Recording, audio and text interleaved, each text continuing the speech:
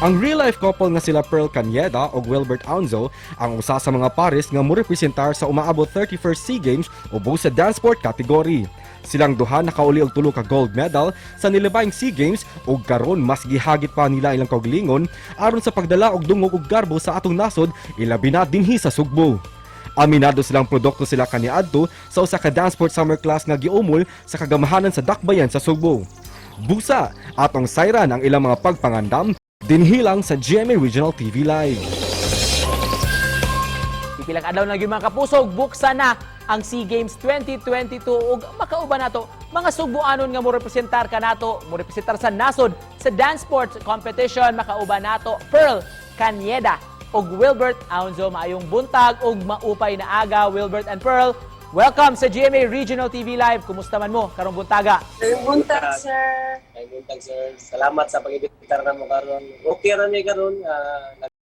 Ready mi para larga na mo taon-taon. Kumaya. Mamaya. Thank you so much for joining us. Unsa nakaandam kamong duha nga managpares sa inyong pagsalmot, pag-compete unya sa SEA Games? Ready na mi, I think. It's already 200% naman siguro ang among preparasyon. Kaya grabe na among preparasyon. Almost 5 months na mi nag-prepare for the SEA Games. Before nila i-announce na padayon na group. Kaya suppose 2021 ito siya makuhaan, start ang competition. So, na-move ito sa pandemya. Moto, ready na kami. Tas-taas ka panahon ang among gi-google aning competition.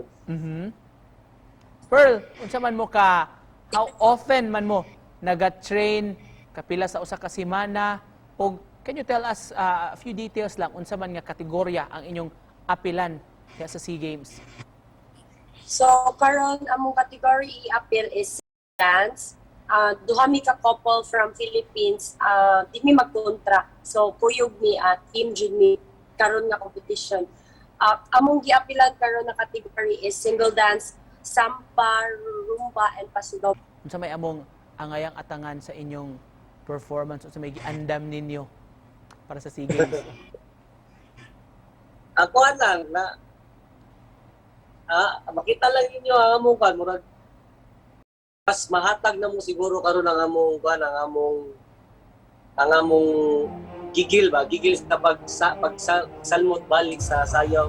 Kay taas o patapag na nagpahuway mi karon na natay go signal to compete abroad, especially sa Vietnam SEA Games pa yun. Speaking of pandemya, Wilbert ug Pearl, kumusta, how is it like di atong nagka-pandemya na hunong ang mga kompetisyon, mga torneo? We learn nga murag ning gain kuno mo og weight. Yeah, especially me.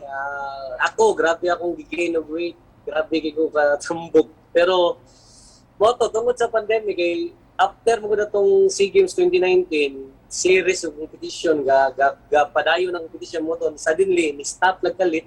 Moto, lipay kami doon nga, nakapahuway ni. Pero wala nag-expect na maabot sa 2 years. Moto, ang katong pahuway na mo, nahimo na yung minggo, kumbaga, nasubraan na may ka-relax, kay di may ka-gawas, mabayawan sa may mo gawas, mag-exercise. Backtrack lang tagamay, Wilbert ug Pearl. Let's start with Pearl. Unsa may sinugdanan ani sa pagkahilig nimo sa sayaw? Bata pa ka? Wag na train na ka? Unsa may naka-influence nimo? Ako, before, dira sa studio sa Biliana, kaya naman ay swimming pool sa kilid. Di na ako nag-training to the for swimming. And then, akong lola, kay murag na curious siya ba, dagan kayo mga bata sa dance studio.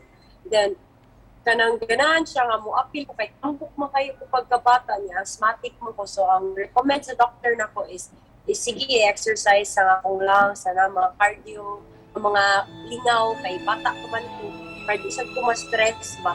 So mo to, iya kong gipamuta na if ganahan pa ko mo try sa sayaw-sayaw.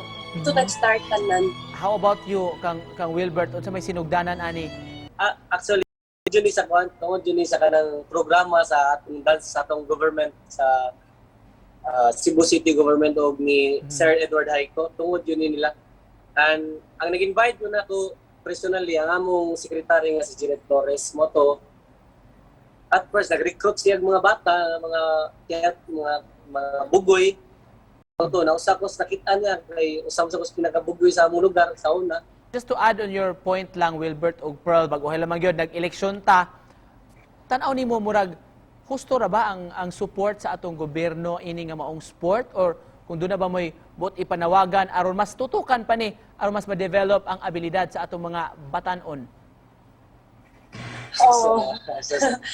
Lisod do nga mong tana. Pressure. But kami lipay mi na gianam-anam nila og recognize among sports because that sports because honestly para manggod sa kadaghanan sa public ang dance sports manggod is just another recreational activity, but kami nga naa sa amo ang federation na sa kanang field na dance sport, dance sport is just like kanang any other sports like basketball, volleyball, na kanang they're trying to put dance sports into the Olympic mo na kanang consider jud na mo among self as athletes. So just like the other athletes, kailangan po na mo ang ingana nga support. Just to close this, Wilbert og Pearl, message ninyo sa mga nagtanaw na og imbitasyon nga atangan ang inyong pagsalmot sa SEA Games. Naginawag ko sa mga Subuanon, di lang kay Subuanon, tanang Pilipino nga I hope na i-pray mi ninyo og inyo ming ihatag sa inyong buwan gamay nga oras sa pagampo nga malampuso na nga mong pag-compete dito sa Vietnam. Good luck kaninyo sa inyong kompetisyon sa SEA Games sa Vietnam, mga kapuso. Will Aunzo og si Pearl Canyeda, daghan kaayong salamat.